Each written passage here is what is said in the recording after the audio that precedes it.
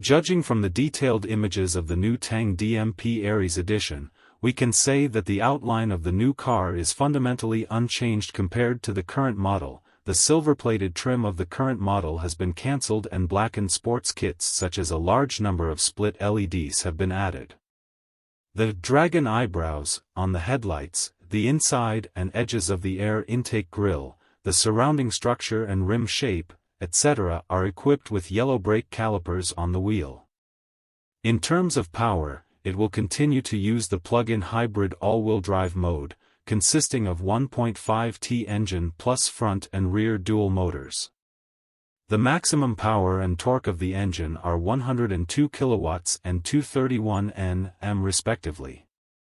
The maximum power and torque of the electric motor are 360 kilowatts and 675 Nm respectively, paired with an E-CVT continuously variable transmission. Generally speaking, BYD's current models are relatively popular among consumers. BYD faced the developments in the domestic automobile market and initiated the relevant official price adjustments. Therefore, the price range of the new bid Tang Ares Edition model is 209,800 to 342,800 yuan.